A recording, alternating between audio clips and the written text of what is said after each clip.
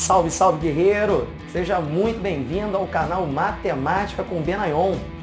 Chegamos a ela, contagem regressiva EAN 2020. Bom, se você está chegando agora aqui no canal, você encontra uma playlist com a prova do ano de 2019, o ano passado, totalmente resolvida aí para você já começar os seus estudos e ir se preparando. Bom, galera, essa contagem regressiva eu preparei aqui com o maior carinho para vocês, com o maior cuidado, em cima do edital do concurso. E nós vamos começar por um tópico em que é bastante frequente as questões nas provas dos anos anteriores. Tudo bem? Bom, vamos começar com geometria plana. Então vamos lá, primeira questão na sua tela. Sabendo que R é paralela a S, calcule a medida em graus do ângulo X. Vamos lá, vem comigo para o quadro. Seguinte, galera, vou resolver essa questão de duas formas. Uma usando o artifício geométrico e depois aquele macetão para você arrebentar na prova. Seguinte, primeiramente, para a gente resolver esses problemas em que você tem ângulos entre retas paralelas, nós vamos traçar por cada um dos vértices retas paralelas às retas dadas. No caso aqui, R e S. Então, eu vou fazer aqui pontilhado para você, ó, em azul, passando por cada um dos vértices que ele nos deu. Então, maravilha. Aqui, terminando. Foi. Então, galera, o que a gente vai fazer? A gente vai olhar para essa figura analisando aquele esquema de ângulos formados por retas paralelas cortadas por uma transversal. Então, olha só, quando eu olho isoladamente para cada um dessas partes, eu tenho exatamente aqueles problemas mais simples de retas paralelas cortadas por uma transversal. Então, você observa que esse ângulo 21, em relação a esse ângulo aqui formado, né, a gente dividiu o ângulo de 33 graus em duas partes, você observa que esse ângulo e esse ângulo eles são alternos internos e, portanto, medem a mesma coisa. Então, aqui, 21 graus. Como esse ângulo todo vale 33, a parte de cima, a outra parte, aqui, ó, vale 33 menos 21, que dá quanto? 12 graus. Maravilha. Beleza? Percebeu isso? E aí, meu amigo, o que a gente vai fazer? Vamos repetir esse mesmo raciocínio. Então, esse ângulo e esse ângulo daqui, ó, são congruentes. E, portanto, se esse vale 12, esse também vale 12 graus.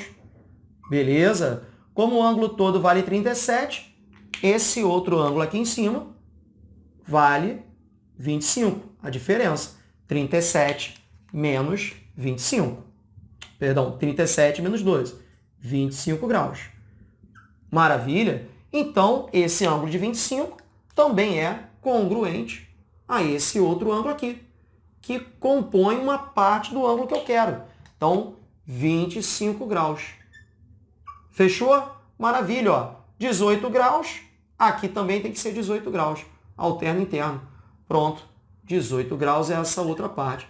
Então, a gente vai observar que o ângulo X é a soma exatamente de 18 graus com 25 graus. E isso nos dá 43 graus. Maravilha, então a questão está resolvida. Mas agora, perceba o seguinte, olha esse macete. À medida que você tem os ângulos, observe o seguinte, primeiramente, a gente tem ângulos com vértices apontados para a direita e ângulos com vértices apontados para a esquerda. O que acontece? A soma das medidas dos ângulos apontados para a direita é igual à soma das medidas dos ângulos apontados para a esquerda. Em outras palavras, x mais 33. Então, x mais 33 graus é igual a 21 graus mais 37 mais 18 graus. Olha só que legal, galera. Então, aqui, ó, x mais 33 graus, somando isso aqui, Isso aqui dá 58. 58 mais 18 dá 76 graus. X é igual a 76 menos 33 graus. E, portanto, x é igual a 43 graus. Os mesmos 43 graus que nós achamos. Maravilha aí. Macetão para você levar para a sua prova. Vamos lá, segunda questão sobre ângulos, galera. Dois ângulos complementares A e B, sendo A menor que B, têm medidas na razão de 13 para 17. Consequentemente, a razão da medida do suplemento do ângulo A para o suplemento do ângulo B vale. Bom, galera, vamos lá. Seguinte, primeiramente ele diz que A e B são ângulos complementares. E o que vem a ser ângulos complementares? Dois ângulos são complementares quando a soma é igual a 90 graus. Então, dois ângulos são complementares quando a soma é 90 graus. Muito bem, ele diz que A é menor do que B e que a razão entre as medidas desses ângulos, ou seja, A está para B, assim como 13 está para 17. Maravilha, galera. Então é o seguinte, eu vou resolver aplicando aqui algumas propriedades das proporções e depois eu te mostro um bizu que você pode levar para a sua prova aí. Então vamos lá. Primeiramente é o seguinte, eu posso trocar o B e o 13 de posição que eu não altero a proporção. Assim, ó, A está para 13, assim como B está para 17. Observe, quando eu aplico a propriedade fundamental, A vezes 17 é igual a B vezes 13. A vezes 17 é igual a B vezes 13. Não alterei nada. Fabrício, por que você fez isso? Porque existe uma propriedade que diz que quando eu somo os antecedentes, no caso A e B, somados, e divido por 13 mais 17, a soma dos consequentes, eu obtenho uma nova razão e essa nova razão forma uma proporção com as anteriores. E qual é a vantagem de eu escrever isso aqui? Que aqui aparece A mais B, que é justamente o valor que eu tenho, 90 graus. Então aqui eu tenho 90, dividido por 13 mais 17, que é 30, e isso é igual a 3. Maravilha! Muito bem, e aí? Agora observe que A dividido por 13 é igual a 3. Então vamos lá. Ó. A dividido por 13 é igual a 3. E, portanto, A é igual a 39 graus. Maravilha! Bom, como B somado com A tem que dar 90, quem é o B?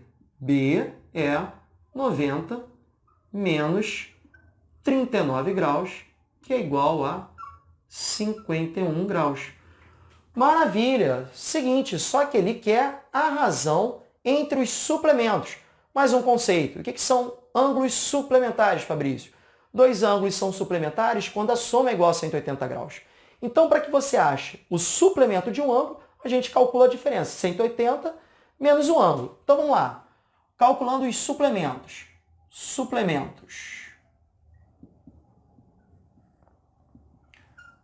Então, suplemento do ângulo A. Então, vamos fazer aqui. Suplemento do ângulo A é 180 menos 39. 180 menos 39 dá 141. Ok. Muito bem. Para o ângulo B, vamos colocar aqui um pouquinho mais para cá. 180 menos 51, que dá quanto? 129. Maravilha! E aí o que ele quer? Ele quer a razão entre os suplementos. Então vamos determinar a razão entre os suplementos. Então a razão entre os suplementos vai ser 141 graus por 129 graus. Tudo bem. Ó, acontece o seguinte, observe que 141 é um múltiplo de 3. Como é que a gente vê isso? Somos algarismos. 1 mais 4 mais 1. Se a soma for um múltiplo de 3, então ele é divisível por 3. Então, observe que 1 mais 4 mais 1 é 6. 6 é múltiplo de 3, então é divisível. Então, vamos dividir por 3. E o 129 também. Você pode aplicar aí esse mesmo critério que você vai ver que é um múltiplo de 3. Então, aqui vai ficar 3 vezes 4 dá 12, para 14 sobra 2, 21, 7. 47 sobre 43. Maravilha. E isso você encontra no item A da questão. Maravilha. Bom, galera, se liga aqui no macete que eu vou mostrar para vocês. Observe o seguinte, que 13 mais 17 é igual a 30. E isso é rigorosamente o triplo dessa soma. Então, quando eu olho a soma aqui, ó, e observo a soma aqui, eu já encontro o meu fator de proporcionalidade. Observe que se a soma triplicou, então cada um desses valores também triplicou. Então, você acha mais rapidamente dessa forma. Beleza? Vamos lá. Próxima questão, galera. Se ABC é um triângulo, o valor de alfa é... Tópico indispensável para vocês, triângulos. Então, vamos lá fazer a nossa revisão. Então, é o seguinte, galera, triângulo ABC, aqui eu tenho o ângulo C medindo 40, o ângulo E medindo 70, o ângulo A foi dividido em 3 partes iguais, do qual ele chamou de alfa. Ok. Então, galera, é o seguinte, vai aparecer na sua imagem uma propriedade muito importante sobre triângulos, que é a seguinte. A medida do ângulo externo de um triângulo é igual à soma dos ângulos internos não adjacentes a ele, ou seja, que não faz fronteira com ele. Então é o seguinte, observa aqui, ó, o triângulo ADC possui um ângulo alfa e um ângulo de 40 graus. Então vou destacar para vocês esse ângulo aqui, o ângulo D. Esse ângulo D, ele é um ângulo externo do triângulo ADC. E, portanto, ele vale a soma dos ângulos não adjacentes a ele, ou seja, alfa mais 40 graus. Ok. Bom, posso repetir o mesmo raciocínio para o triângulo AED. Observe que o ângulo é de 70 graus, esse daqui. Ele vale a soma dos ângulos não adjacentes a ele, porque ele é um ângulo externo. Então, podemos dizer que alfa mais 40 é igual a 70 graus. Então, só para repetir, observe, o ângulo D, esse ângulo daqui, ele é um ângulo externo. Mas o que é um ângulo externo mesmo, hein, Fabrício? O ângulo externo é o ângulo formado entre o lado e o prolongamento de um lado, beleza? Então, esse ângulo é um ângulo externo do triângulo ADC. Então, ele vale a soma dos ângulos internos não adjacentes, alfa mais 40. Então, eu posso repetir o mesmo procedimento para esse ângulo. Então, observe que alfa mais 40 tem que ser igual a 70, porque 70 graus é ângulo externo do triângulo AED e, portanto, ele é igual à soma dos ângulos internos não adjacentes. Está aqui e agora é só ser feliz. 2α é igual a 30, logo alfa é igual a 30 dividido por 2, que é igual a 15 graus. Maravilha! E isso você encontra no item B da questão. É isso, Fabrício, item B. Maravilha! Vamos lá, mais uma questãozinha de triângulos aí. Neste triângulo tem-se AB igual a AM, o ângulo MAN é igual a 70 graus, o ângulo AMN é igual a 30 graus e ANM é igual a 80 graus. O valor de alfa menos θ é...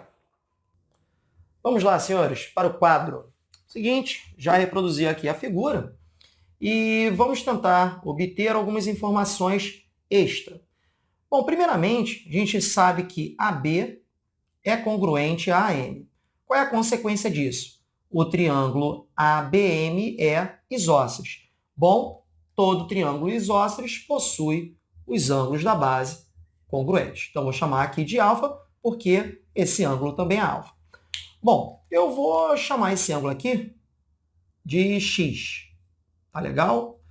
Bom, a gente sabe que a soma dos ângulos internos de um triângulo vale 180 graus. Então, eu sei que x mais alfa dá 2α, e isso tem que ser igual a 180 graus.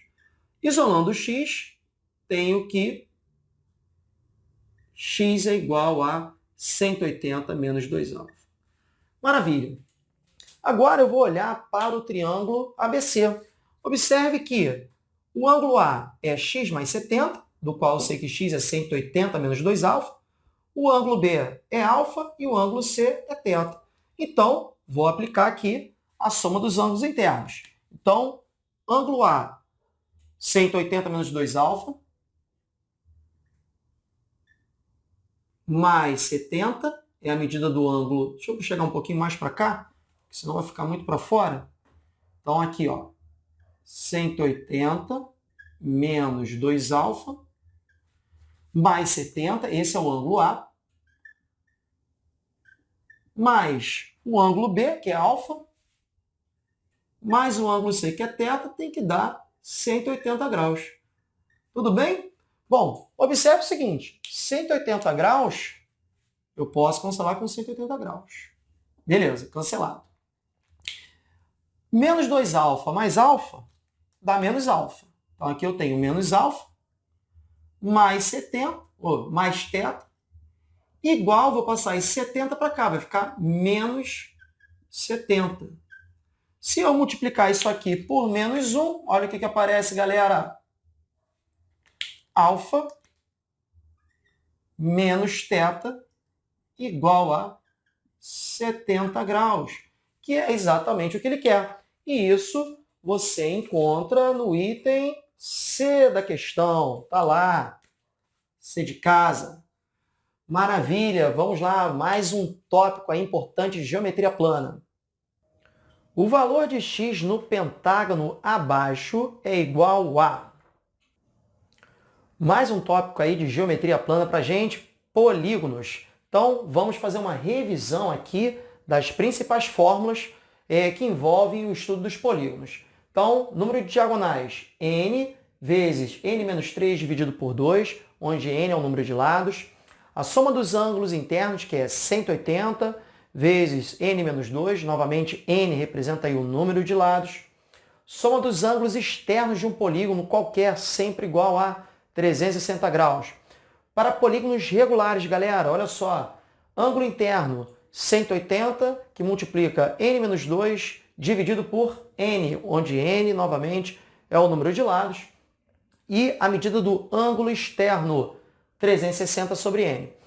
Observe que essas duas fórmulas só valem para polígonos regulares, que são aqueles que possuem todos os lados congruentes e todos os ângulos internos congruentes. Não se esqueça, claro, o ângulo interno mais o ângulo externo é sempre igual a 180 graus. Bom, dito isso, vamos à nossa questãozinha.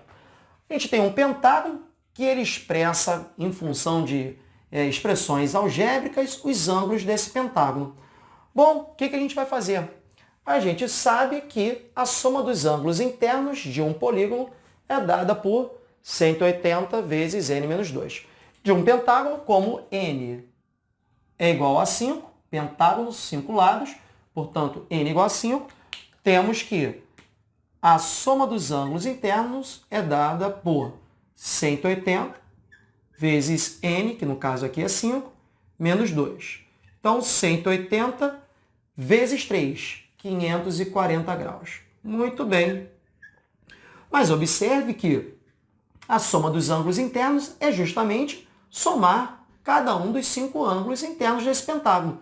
Então, vamos somar aqui, ó, 2x mais 4x dá 6x. 6x mais 2x dá 8x, com mais 2x, 10x. Então, já vou colocar aqui, ó, 10x mais 5x sobre 2, ou 5 meios de x.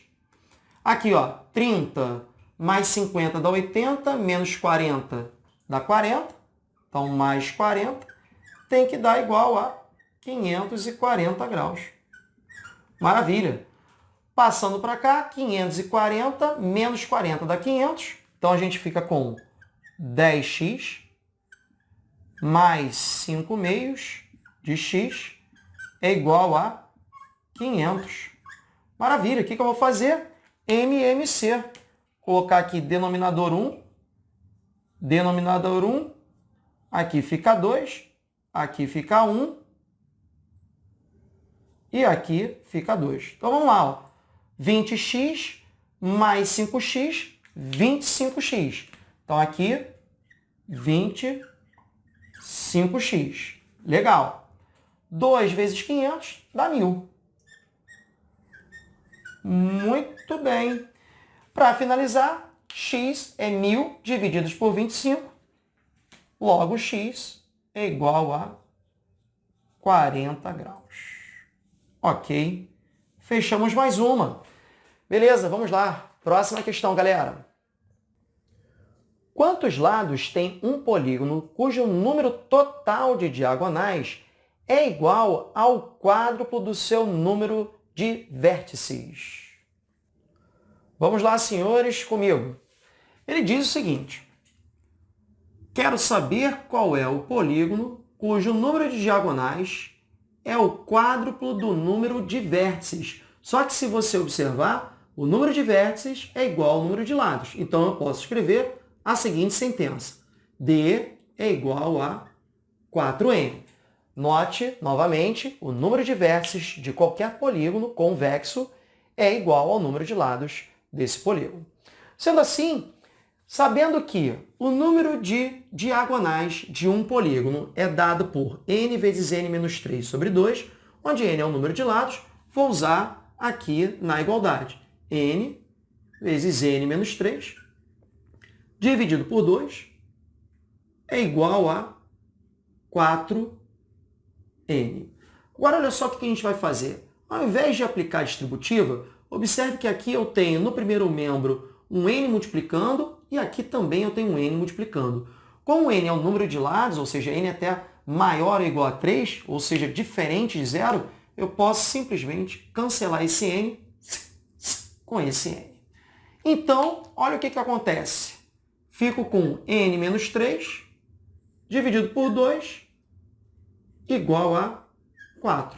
Esse 2 que está dividindo, vou passar multiplicando. Então, aqui eu fico com n menos 3 igual a 2 vezes 4, 8. E, portanto, n é igual a 8. Esse menos 3 vem para cá mais 3. 8 mais 3 dá isso aí, 11, meu amigo. Maravilha. E aí, você encontra essa resposta no item B da questão. Maravilha. Vamos lá, mais um tópico de geometria plana. Na figura, ABCD é um retângulo. A medida do segmento EF é um dos principais tópicos abordados dentro de geometria plana para a nossa prova, sem sombra de dúvida, relações métricas no triângulo retângulo. Então, vamos fazer aquela breve revisão das fórmulas, né? Então, dado um triângulo ABC, retângulo em A, temos a hipotenusa, é o maior lado do triângulo retângulo, oposto ao ângulo de 90 graus.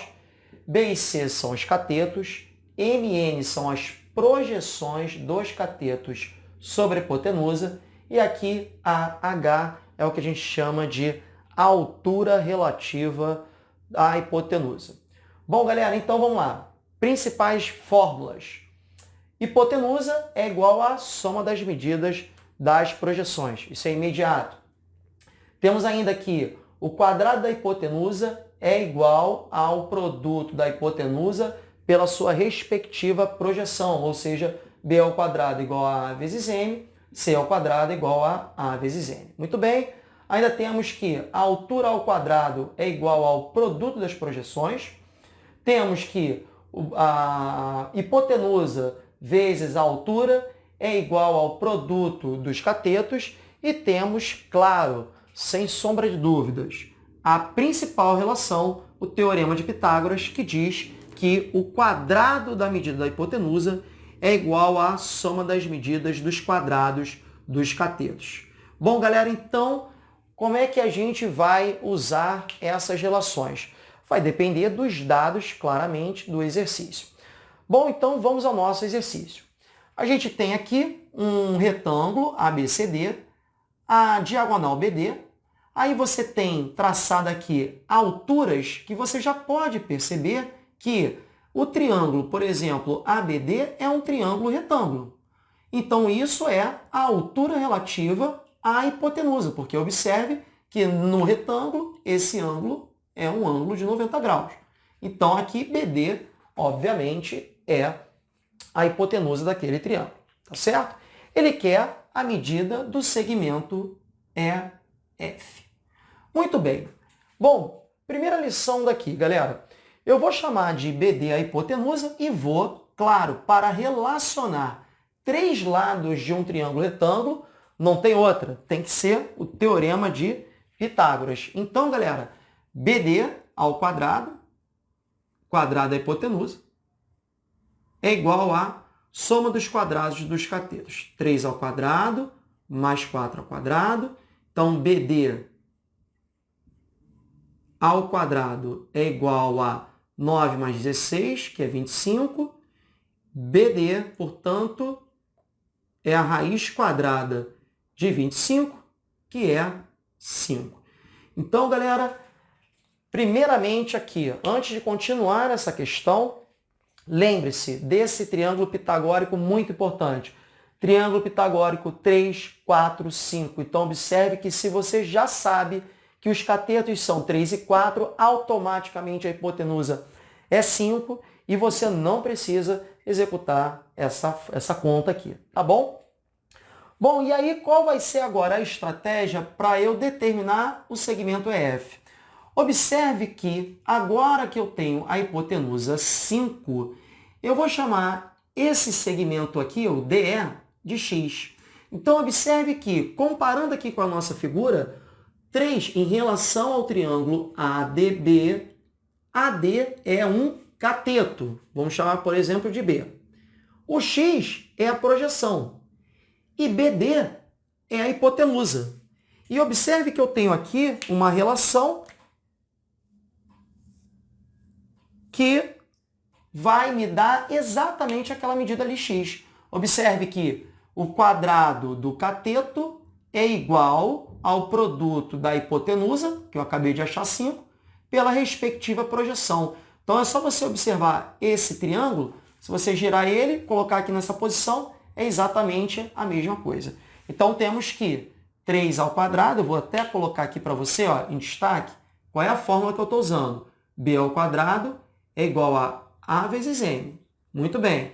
Onde B é o 3, 3 ao quadrado, é igual a, que é a hipotenusa que eu acabei de achar, 5, vezes DE, que é x. Então, 5x é igual a 9 e, portanto, x é igual a 9 divididos por 5.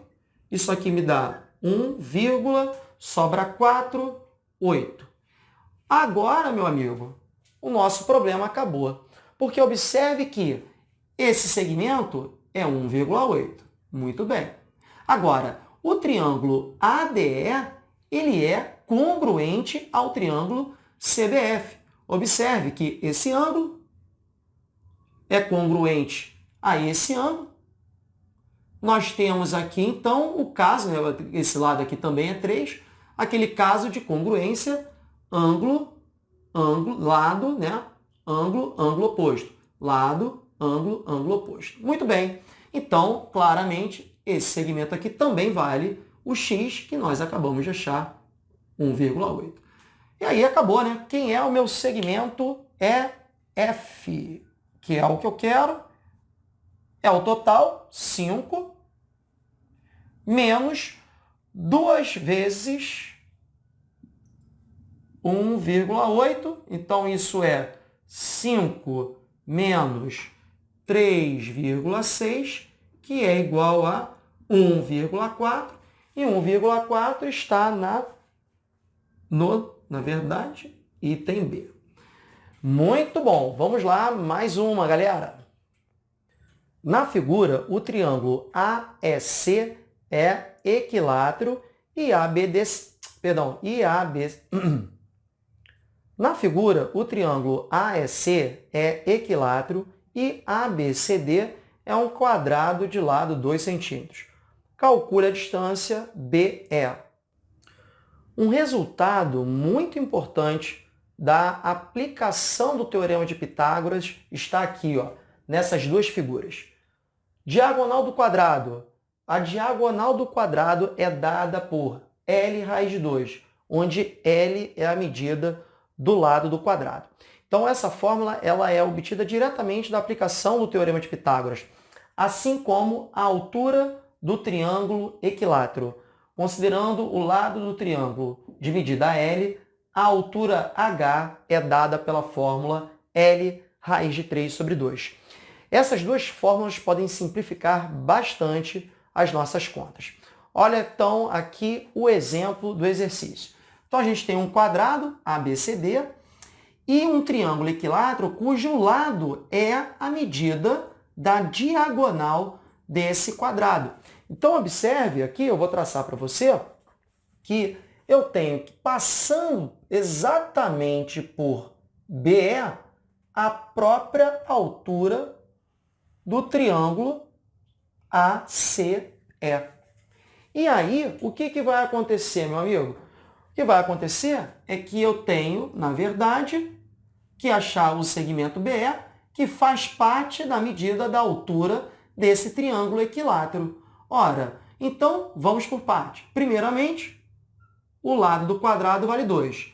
Pelo que a gente acabou de ver, a diagonal do quadrado é L raiz de 2. Olha que fácil. Então, a diagonal do quadrado é 2 raiz de 2, que vem a ser exatamente o lado do triângulo equilátero. Bom, então a gente sabe que a altura do triângulo equilátero, que eu vou chamar aqui de H, é L, que agora é lado do triângulo, é exatamente a diagonal do quadrado, então é 2 raiz de 2, lado do triângulo, vezes raiz de 2, pela fórmula, dividido por 2. Olha só, L raiz de 2 sobre 2, que é exatamente a fórmula que nós acabamos de ver. Então, vamos lá. Simplificando aqui, eu tenho 2 cancela com 2, raiz de 2 vezes raiz de 2 é a raiz de 4, e raiz de 4 é exatamente 2. Muito bem. Bom, o que a gente pode agora concluir? Esse segmento, daqui para cá, é metade da diagonal. Metade da diagonal de 2 raiz de 2, raiz de 2. Bom, a altura do triângulo equilátero é 2, esse pedacinho é raiz de 2, e, portanto, o segmento EF, que é o que eu quero, é 2 menos raiz de 2. Fim. Galera, só para que você possa se situar aqui, ó, essa altura do triângulo, a gente pode afirmar que passa pelo ponto E, pela questão que a gente pode observar que esse ponto B, ele equidista daqui do ponto A e do ponto C.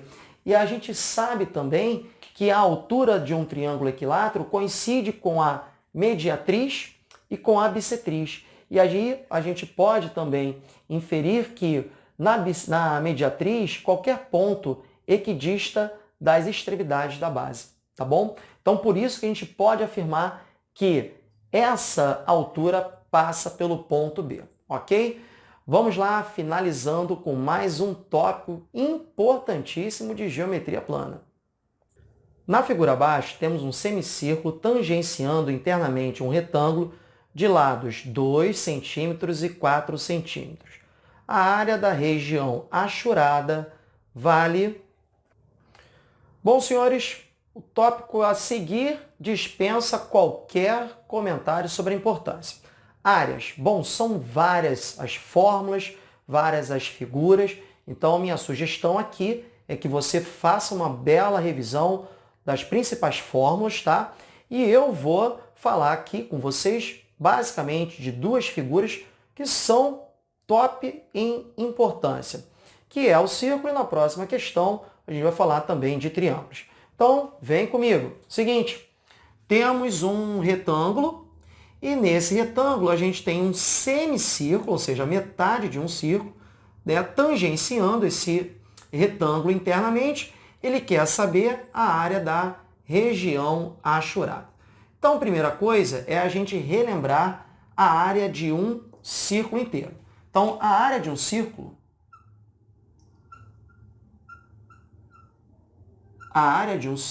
é dada por πr ao quadrado.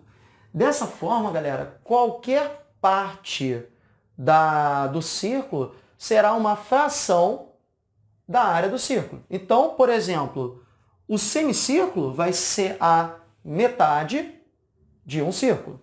Se eu olho para um quarto, basta calcular a quarta parte da área do círculo, por exemplo. Ok? Então, muito bem. Então, o que a gente vai fazer? Esse tipo de questão envolvendo áreas é muito típica de concursos, e ela tem uma estratégia relativamente simples. Para você calcular a área que sobrou, a gente calcula a área total e desconta a área que foi retirada. Então vamos lá. Área do retângulo, galera, vamos escrever aqui. Área do retângulo. A área do retângulo é fácil, né? Base, que é 4, vezes altura, que é 2. Então aqui a gente tem 8. E a área do semicírculo. Então, a área do semicírculo. O que a gente acabou de ver? Basta calcular a área do círculo e dividir por 2. Então, observe que o raio aqui da figura do semicírculo é 2. Então, vai ficar π vezes r ao quadrado. Então, estou usando aqui a nossa fórmula para a área do círculo. Só que como é semicírculo, é a metade, dividido por 2. Então, 2 ao quadrado dá 4, π dividido por 2, 2π. Pronto. Qual é a área, então, da figura?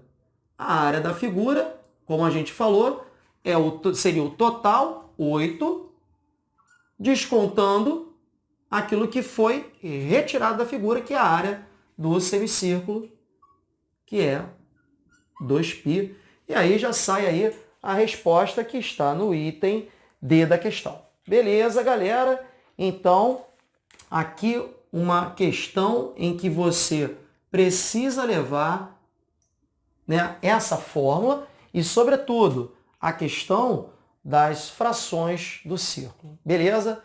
Vamos lá, mais uma questãozinha aí para vocês. Na figura abaixo, os triângulos ABC e DCE são equiláteros de lado L, com B, C e E colineares, ou seja, pertencendo à mesma reta. Seja F a interseção de BD com AC. Determine a área do triângulo BCF. Bom, senhores, chegamos aqui à nossa última questão da nossa primeira aula da contagem regressiva EAN 2020. Bom, eu gostaria de deixar aqui um pedido a vocês. Se vocês curtiram, se vocês gostaram, deixa aí o seu like, deixa aí seus comentários. Eu vou deixar aqui na descrição desse vídeo um PDF aí com uma lista de exercícios para vocês treinarem o assunto dessa aula. Beleza? Então vamos lá, sem perda de tempo, atacar a questão.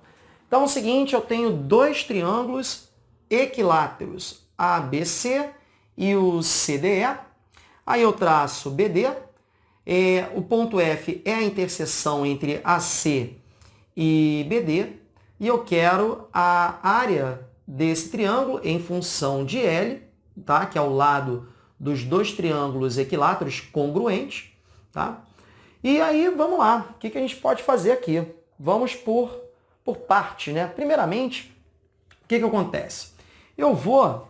A gente já sabe de questões anteriores que a altura de um triângulo de um triângulo equilátero é dada por L raiz de 3 sobre 2, beleza?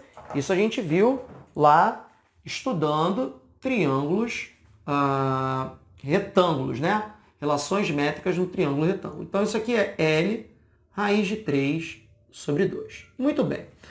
Bom, se eu conhecesse a altura do meu triângulo, vamos traçar aqui, ó. Se eu conhecesse essa altura, em função de L, estava resolvido. Por exemplo, a área do triângulo equilátero vai ser L vezes L raiz de 3 sobre 2, dividido por 2. Porque a área de um triângulo é dada por base vezes altura, dividido por 2. Inclusive, anota essa aí, ó. A área de um triângulo equilátero é L ao quadrado, raiz de 3 sobre 4, que é exatamente obtida fazendo L, que é o lado do triângulo, vezes a altura, L raiz de 3 sobre 2, dividido por 2 da fórmula base vezes altura sobre 2. Beleza? Só que esse triângulo não é um triângulo equilátero, então isso aqui fica de fora. Mas observe você o seguinte, esse ângulo aqui é um ângulo de 60 graus, porque é um triângulo equilátero, da mesma forma que esse ângulo também é um ângulo de 60 graus. Então, AB e CD são paralelas. Muito bem, paralelas, Fabrício. Ok, esse ângulo é oposto a esse. Então, se esses ângulos são opostos pelo vértice, eles são congruentes. Da mesma forma que eu tenho que esse ângulo aqui, ó, desse triângulo, por exemplo, que é 60 graus, vai ser igual à medida desse outro ângulo aqui, 60 graus.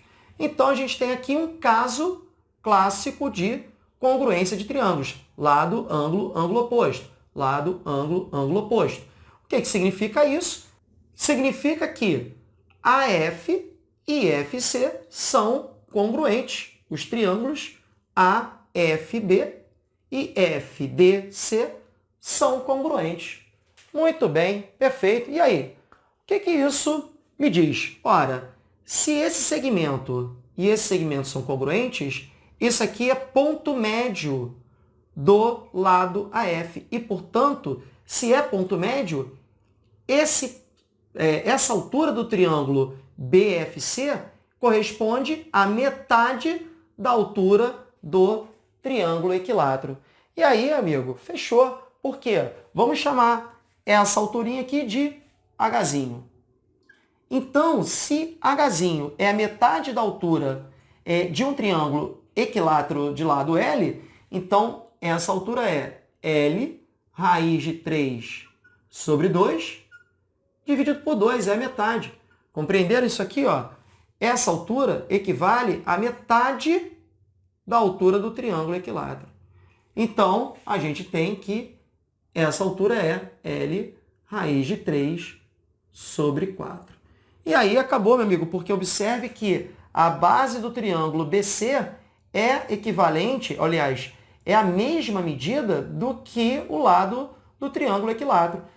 Então, a área do triângulo BFC vai ser base, L, vezes altura, L raiz de 3 sobre 4. Isso aqui dividido por 2. Base vezes altura dividido por 2. E aí a gente chega a L ao quadrado raiz de 3 sobre, dividiu por 4, dividiu por 2, dividiu por 8. E é isso aí, galera. Ficamos por aqui. Aguardem novidades para a próxima semana da nossa contagem regressiva. Vamos lá, juntos, garantir essa vaga. Forte abraço e até a próxima, galera.